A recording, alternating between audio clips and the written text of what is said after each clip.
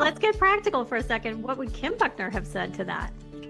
Oh, listen. So first of all, do you have a bleep button on this podcast? I would just say, I really, really appreciate you sharing that with me. And I'm really curious if you could just help me understand whatever made you think I needed that type of help.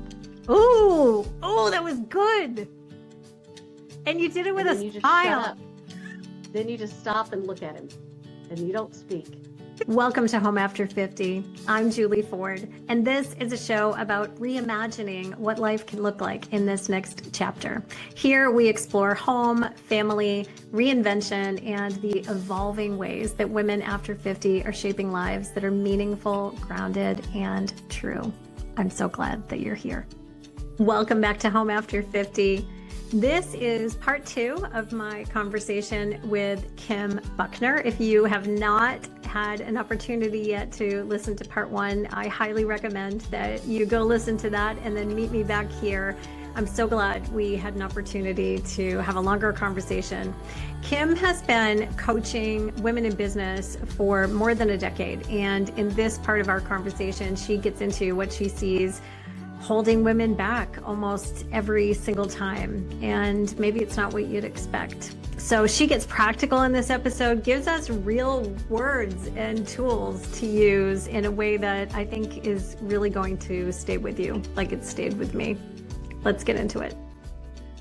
So I would love to ask you, like in your coaching of women, so we're both in real estate, we both have coaching practices, we both have multifaceted businesses and work with other women who are in real estate. What do you find is the thing that women are struggling with the most when they're building their businesses? And I mean this on any level, like in any part. Yeah, it's not even a thought mindset. It's 110% of the time, it is mindset. I don't need to teach you how to sell real estate, Juli. Yeah. I don't need, the skill set involved in what we do is learned, right? You can Google it, you can take courses or classes, or, I got to do some training with Chris Voss. So we were, cool. learning just about human nature and cadence of conversation and, making people feel like they're winning, whatever. That was literally probably one of the most fascinating things that I've ever been able to do. But all of that can be learned, right? Like, I feel like so many things you can learn. But your mindset, it's something that has to be reprogrammed multiple times a day. Yeah. You or I, and we all know, just real estate alone. Let's not talk about our coaching businesses or our product businesses or our teams or none of that. Let's just talk about real estate alone. The roller coaster that is, like, we can wake up this morning and at 9 a.m. everything is hunky-dory, and by 11 a.m. it's a total shit show firestorm, and then by noon everybody's happy, and then at 2 the world is falling apart again, and then at 4 all the markets are closed, whatever, right? Like, it's just this constant, right? So when we talk about mindset, your confidence can get blown, in an instant via a conversation or, something that goes south in a contract or something that goes wrong, or we take on other people's failures or responsibilities or whatever. But it's mindset. It's constant. It's mindset. That's all I can say. Now, there are thousands of different, variables involved when it comes to mindset specifically, but it's almost always going to be the issue. And if you had to say, like, maybe the top 1, 2, or 3 things that can really move the needle for women on mindset, on changing that internal talk track, like what would be some of the tools or resources or like key things that you think actually help make change? One of my favorite lines that has been a go-to for me, right? Well, there are 2, but really the main one is, how to make money, right? You are never going to forget, short of a TBI or some, traumatic experience, you are not going to wake up tomorrow and forget how to make money. So Juli Ford will always be able to generate income. Always. You could lose it all tomorrow, and I have every confidence in the world that you could build that right up. In fact, I have all the confidence in the world that within probably a year, less than two, you could rebuild everything that it has taken you 40, 30, whatever years to build, because you know so much more now, right? You Right. have And you access learned to so, in the decades along the way. Yeah. yes, the resources, the network, right? Like you can make a phone call now and you have how many of us at your disposal that can help you to rebuild what took 20 years to build before, we could do Yeah. in 20 hours, Yeah. right? So when I say that, it's generally because women will doubt ourselves. We don't like to take chances, right? We don't, specifically when we are raising families or we have responsibility for our families. Oh my gosh, should I do that? Or what if I fail? Or, what if it doesn't go well or whatever? So what, right? Fail forward. Fail fast and fail forward. Get it over with as quick as you can, learn from it and move on, right? And so I know that is the bonus for us, right? That's the benefit of being over 50 is you just Yeah. don't give a shit, right? Like So true. I don't care. Like I really did, Julie. I've never been I can't say I ever really truly cared, like, oh, I worry about what other people think about Yeah. me or whatever. I really never had that chip, but somewhat, and I mean, when I have kids, I care what they think and I care what people think about them. And I joke that in my time in corporate, in leadership of real estate, specifically here, there are so many people who were spared because of my concern for my children's opinion of me Mm. or what my children would have to answer to later on because, oh, your mom said this or your mom did that. Well deserved. We're not even going to go into it. But, people clearly, right? What would have been deserved and what would have been just a classic Kim Buckner response to so many people, they were spared because I never wanted my kids to have to deal with it. And now, little did I know, 20 years, fast forward 20 years, they would both be in this industry specifically based locally, right? So I Yeah. could have burned so many bridges that I did not. And I think it just goes back to you do need to have a little bit of concern for what people think, not in a way of I want you to diminish yourself, but just out of like human decency, Yeah, of course. common respect, right? That type of thing. So I just think that it's so much easier for us, specifically for me, it's so much easier now at this age because I really just don't care. I don't I don't care. I mean, I'm well aware and firmly like just planted in the idea that no one else's opinions have any bearing on my life whatsoever. Mm. They are not supporting me financially or emotionally or spiritually. Like there's so I really just don't. You know how people can be even online, right? Yes. Like Oh, some of the oh my, things that tell me about it. Yeah. oh yeah, right? Like some of the things that people that you get a couple hundred people looking at you or listening to you or whatever, and all of a sudden, everybody has these big opinions. And I really do like when I read those or see those, I feel sorry for those people because I just know like they don't their level of understanding is so low and it's just I have like this pity where I'll talk to people and they're like, oh my god, they get so mad or or they're upset or whatever, and I'm just like, I kind of wish sometimes I had a little bit of that. But I just think as women we really do take on all the things. So when we're talking about mindset and how we adjust that specifically on a daily basis multiple times a day, you go back to there's days at the end of the day, Julie. I mean, I'll get to the end of the day sometimes. I'm like, am I crazy? Like, maybe I'm clinically depressed. Do I need to shrink? Like, what is because you go through 100 different thought processes every single day. You get to the end of the day, you're like, how is this even normal? And it goes back to it's not Yeah.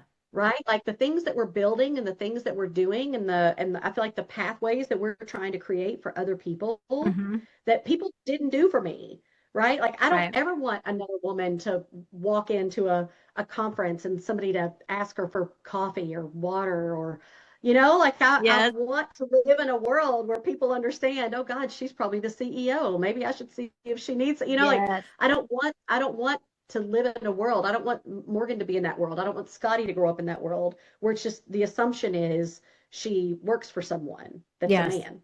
It's interesting because It's that kind of goes, fine. that kind of goes all the way back to what we were talking about the man who was speaking to Morgan and making assumptions, right? So wait, Yeah. let's get practical for a second. What would Kim Buckner, not Morgan Buckner, but what would Kim Buckner have said to that? Oh, listen. So first of all, I mean, Wait, I don't know. love. Maybe there's the Kim Buckner who cares what her family would think. Do you have a We're not- bleep? Do you have a bleep button on this podcast? I don't. I could do it though. I could beat No. you up. And this goes back to Chris Voss, right? He is very much a reflector. Like he will reflect things back on you. So when he said that, my very first question, let's just say it was you that was asking me that question because I won't use his name. I'm not that mean.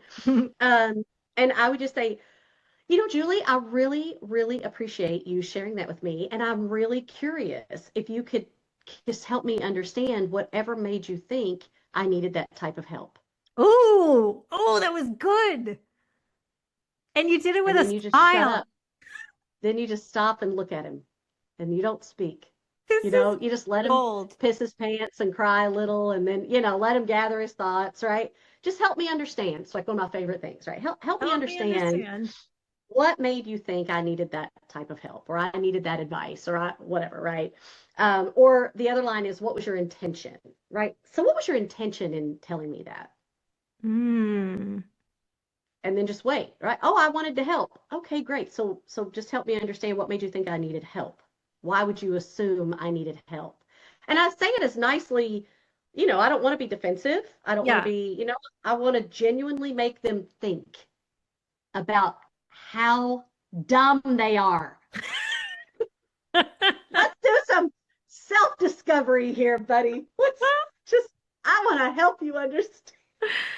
Well, it's interesting what you said because when you were talking about talking to Morgan about that afterwards and, feeling like she had a responsibility without being judgmental about like why we don't say something in that Yeah, moment. But I like know. it is Yes. true, right? That the more of us who feel confident enough and like we can find the words. So there you go, everybody. Kim just gave us the words.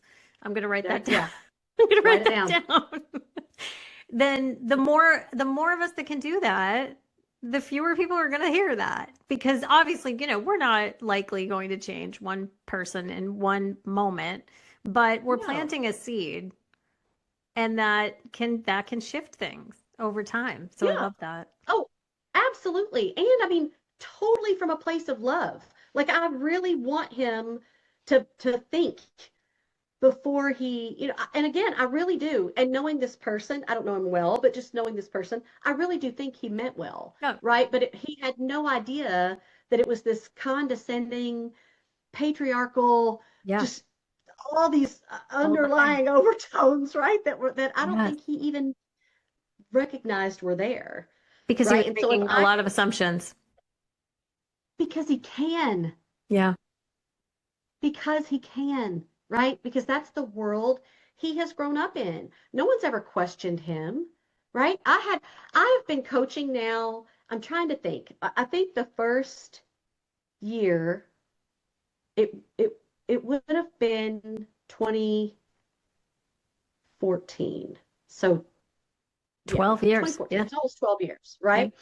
And I cannot begin to tell you the hundreds of conversations and not just coaching clients, but just all of the things, right? Discovery calls, um, all the meetings, right? All the things. And one time in hundreds of conversations, I had someone say, "So what makes you qualified to be a coach?" And it was a man. Mm. And I said, "So Chris," because that was his name. Chris, what would make you? Not Chris Fox, not to be confused with Chris Fox. It wasn't Chris Voss. No, he's a genius. No, and this Chris, trust me, he's not watching a podcast or reading a book, so no worries. But I said, so what? Again, right? Back to my go-to. What would make you ask me that? What would even make you ask something like that? He said, well, I just wanted to know what your qualifications were. Okay, fair. All right. I said, so would you prefer that I send my training to you? Do you want my scores? Do you want my personality assessments? Do you want to talk to some of my agents? Would you like to talk to one of my agents who he was the top agent in our board, and he and his team closed, I think it was like 112, just south of 120 transactions. And I took him on and sat down and helped him kind of readjust his team. He had some wrong people in the wrong places and all the things. And they did over 350 transactions the next year. Oh my God. Would you like to talk to him? I mean, what qualifies, to you, right? What are you looking for when you're saying, I want to know the standard, or what makes you qualified to do this? What are your qualifiers? I'm happy to provide those to you, right? And in the amount of time that you've questioned this, I probably could have taught you how to make a little more money. But, and after that, I knew that was not someone that would be coachable, Right. right? That mindset is not, and that was obviously when I was still coaching men, but that was not a mindset that I knew would be coachable. And so when people say to me, I don't know, I just don't think that's really anything that I need, I'll say, well, I can promise you this. If Michael Jordan needed a coach, you need a coach, right? So that's cute that you think you don't. I'm not saying I'm the one. I am not saying, and I will tell people. Actually, I would say probably definitely not the one.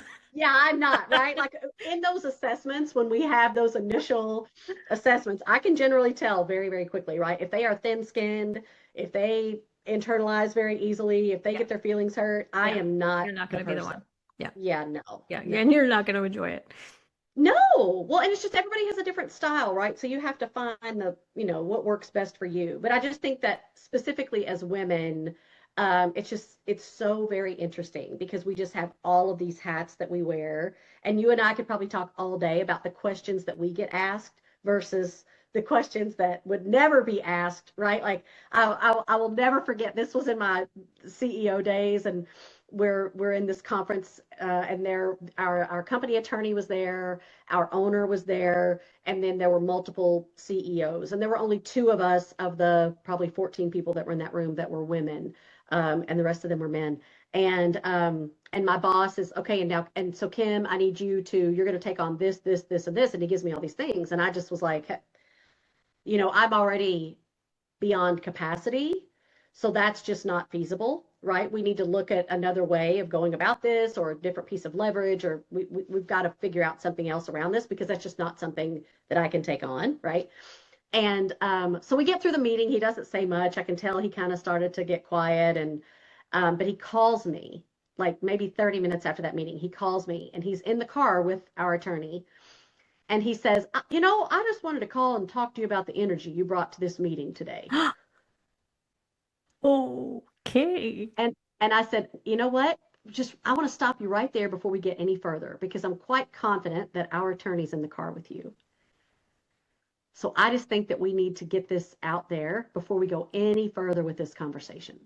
Because I really need to understand, I need to know, if I were a man, would you have picked up the phone and called me to inquire about the energy that I brought to the meeting? Because I can only assume the energy you're talking about is that I told you no. Well, I mean, if I'd known it was going to turn into all this, I mean, we would just babbles about a little bit, and then he hangs up. It's like, wow, kind of what I thought. But I mean, so when you're dealing with things like that, if you don't have a really strong disposition, or you don't have I don't give a damn factor or whatever, it's easy to question yourself. Totally. Or second guess yourself, right? It's so funny. As you were saying that, I was remembering back in I call it my pseudo sort of corporate life, because I was in nonprofit, which is like anti-corporate, but that's where I was for 20 years before I worked for myself. Yeah. And there was it still has the same. It has a very similar, and I was lucky with the people that I worked for, and the people that I worked with. But there was a time where our CEO and our board president approached me to take something on and run it. And honestly, it was because nobody else would do it. And I was 100% against it. I'll just share, it was a golf tournament. There's nothing I won't want to do less than run a golf tournament. And it's a nightmare that doing stuff like, some people love it. Some people love it. Not me. And I had done enough events in my life. I was in my 40s at that time. I was like, I've done all the events, blah, blah, blah. And they said, so will you do it? And I said, no, I will quit. And they said, well, okay then. And that was the end of that conversation. And luckily they were not at all like your previous. Yeah. He was a gem. employer. Yeah, no, these guys were great, but it still was, like a notable moment for me in my Hmm. career that I was able to look at the two people running the company and say, no, no, Hmm. I won't do that. It's not what I want to Well, and do. it goes back to what you said. There's a lot of fear in that, Yep, right? Like, what are they going to think about me? Or maybe this is going to jeopardize my position, yep, or, all of the things. And the bottom line is boundaries are great for everyone, yes, right? That had I said yes to him and taken those things on, I would have failed miserably. There already weren't enough hours in the day. There was no way I could have possibly done one more thing, let alone done it well.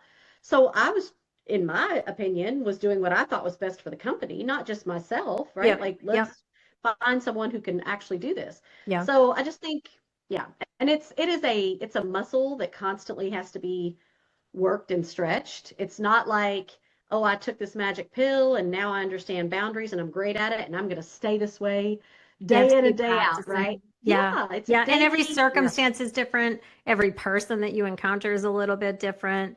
And it's funny absolutely. because I listen to you and I think, how did she get so good with these responses? And it's obviously practice, right? Oh, thousands, thousands of conversations, Yeah. right? Like, and and when you're coaching, and like for me, I have a 30-minute call, right? I don't have 10 minutes to get to the point, Yep. right? So you have to be able uh to verbalize things or to structure your conversation, or the cadence of your conversation has to come in like the most impactful package, right, that you can possibly provide, right? We've got this condensed period of time that we're working with.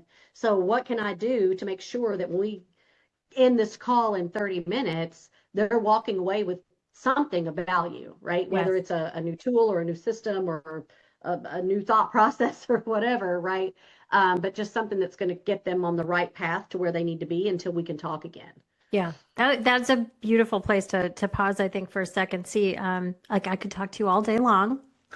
Oh my gosh, I And know I we hope we could. have a chance to do this again. Maybe we'll have like part two after Rise. Like we can Yes. debrief everything that comes up and that we Oh, learned. yes, That would be for awesome. sure. But before we end, I would love to just ask you, like, speaking of something actionable, right? Because I feel like there's so many good things that people can take away from this conversation. But if there were one thing that, say a woman is listening who, whether she's, the default daughter in her family, or she's building a business and sort of reinventing herself at this stage of life, or just sort of like struggling with boundaries, feeling maybe a little bit depleted and not knowing what to do next. What would you say to that woman about like one thing that they could start to try to put into practice for themselves, just really practically speaking? I'm putting you on the spot here. I no, not really, because I have, like multiple things. And I am going to touch on this next week, but I would say probably give people the version of you they deserve, Mm. right? Including yourself, right? Including yourself. Give yourself, right, the version of you that you deserve, which for you is, the whole shebang, right? Like the whatever 4D HD version of Kim, right? Instead of diluting that because you're giving it to all of these people and things and whatever that really don't deserve that. And I will say it, I've said this since my children were really little, before they could even pronounce the word, but reciprocity is king is literally one of my like life mantras that I live by. And I don't mean that in that whatever I give to you, Julie, you have to give back, or I'm only going to give to Julie if Julie gives to me. But I am saying that I know that Julie is the type of person that if I ever called you and needed anything, you would be right there. And so I'm willing to do or give whatever to you, right? Because I know you would do the exact same thing for me. And just as we know, there are plenty of people that there's no way in hell we could ever rely on them or count on them for anything, yet we still bend over, or over backwards or whatever, trying to appease or help or please people that don't necessarily deserve that version of you. I think So, that's beautiful. Like if people could just walk away from this episode with just like the thought of open yourself up, open your mind and your eyes up to what is actually happening mhm. reciprocally in any of Yes. your relationships, whether they're business or family or friends, Yeah. and I mean, how maybe many begin to times pay a do we little hear more that? attention. Yeah, Yeah. Give them the version of you that they deserve. Right? love it. Don't be mean. I'm not saying that, right? Just you got to stop oversharing and overgiving and overcompensating because we do that as women. I don't know why it's in our DNA. It's just implanted in there somehow. But we just have to stop it. And so now I have realized whether it's how I eat or supplements I take or trying to work out or just taking care of myself, I've now realized that's not an option. Right? I used to see that as, oh, I don't enjoy those things. I don't really want to do that. Well, if I'm going to be here, Yeah, if I'm going to be able to take care of people or provide for people or support or whatever, I have to be healthy and I have to be here. yeah, So those aren't negotiables, right? So that's a version of myself. I have to give more of a version of myself than I would really like to because I don't enjoy those things, but they are things that deserve me. yeah. And at Does that our make age, sense? there's not a lot of extra time to mess around. We got to get serious. Oh, Yeah, no, I wasted so much freaking time, Julie. same. Yeah, same. Oh, But thank we're you doing it so now, much. sister. Yes. Oh my gosh. Thank you so much for being here. I really, really appreciate it. I cannot wait to see you next week. I cannot wait to be on I stage know, I together. can't wait to get like a real true blue hug. Yes, for sure. And to be continued because I would love to pick up this conversation again sometime in the future. Absolutely. Absolutely. Thanks, Julie. Thank you so much for joining me for this episode of Home After 50. And thank you so much to Kim Buckner for both of these conversations. She is the real thing. I am sure that you now know that, having met her. And if you'd like to keep learning from Kim, I will drop a link in the show notes to her social media mastery program for realtors and entrepreneurs called The Ladder Collective. So you can check that out. And if all goes as planned, this episode will be published while Kim and I are in Arizona speaking at Rise Retreat together. And I look forward to reporting back to you after that and letting you know how it all was. Thanks again for being here. See you next time. Thanks so much for joining me for this week's episode of Home After 50. If this episode resonated, please make sure you're following and subscribing so you never miss a thing. And you can find more resources at my website, julieford.com. See you next time.